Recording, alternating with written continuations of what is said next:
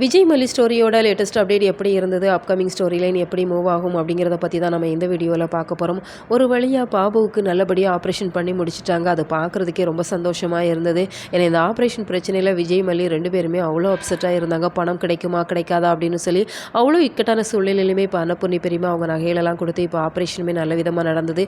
இன்னும் 4 நாளில் வீட்டுக்கு போயிடலாம், இன்னும் 2 மாதத்துக்கு செக்கப்புக்கு வந்துக்கோங்க அப்படிங்கிற மாதிரி டாக்டருமே சொல்லிடுறாங்க. டாக்டருக்குமே இப்போ விஜய் மல்லி 2 பேருமே நன்றி தெரிவிக்கிறாங்க. சரி, யாராச்சும் ஒருத்தர் மட்டும் இருந்தால் போதும், மிச்சம் 2 பேர் வீட்டுக்கு கிளம்புங்க அப்படிங்கிற மாதிரி டாக்டர் சொல்லிடுறாங்க. அதனால் இப்போ விஜய் மல்லி 2 பேருமே வீட்டுக்கு வந்துடுறாங்க. அன்னபூர்ணி பெரியம்மா கிட்ட தான் நடந்த விஷயத்தை எடுத்து சொல்கிறாங்க. அவங்களுமே ரொம்ப சந்தோஷப்படுறாங்க. பாபுவுக்கு நல்லபடியாக ஆப்ரேஷன் முடிஞ்சிச்சு அப்படின்னு சொன்னால் எனக்கு ரொம்ப சந்தோஷம் அப்படிங்கிற மாதிரி பேசுகிறாங்க. அடுத்ததான் இந்த ராஜி பிரச்சனையை தான் பேசிகிட்டு இருக்கிறாங்க. இந்த ராஜி கிட்ட பணத்துக்காக போய் நின்ன விஷயத்தையும் அதற்காக அவமானப்பட்டதையும் பற்றி தான் விஜய் இப்போ வீட்டில் சொல்லிட்டு இருக்கிறாங்க.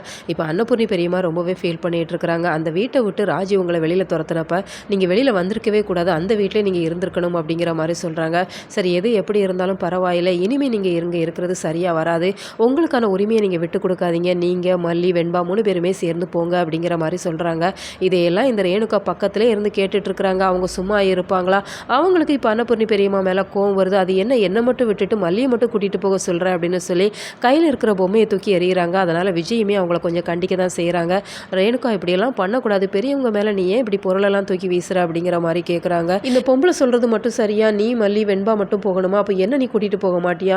நான் உன் கூட தான் வருவேன் அப்படிங்கிற மாதிரி அவங்க கையெல்லாம் கட்டி பிடிச்சிட்டு இருக்கிறாங்க. இதெல்லாம் பார்க்குறதுக்கு கொஞ்சம் கோவமாக தான் இருந்துகிட்ருக்கு. ஏன்னா அன்னபூர்ணி பெரியம்மா மல்லி 2 பேருக்குமே தெரியுது இவங்க ரேணுகா இல்லை, ஏதோ ஒரு விஷயத்துக்காக நடிக்கிறாங்க அப்படிங்கிறது. ஆனால் விஜய்க்கு தெரியல. எப்போ தான் விஜய்க்கு தெரிய வரும் அப்படிங்கிற மாதிரி தான் ரசிகர்கள் தொடர்ந்து எதிர்பார்த்து காத்திருக்கிறாங்க. சீக்கிரமாக ரேணுகா சிக்குவாங்க அப்படின்னு சொல்லி நம்ம எதிர்பார்க்கலாம். உங்களோட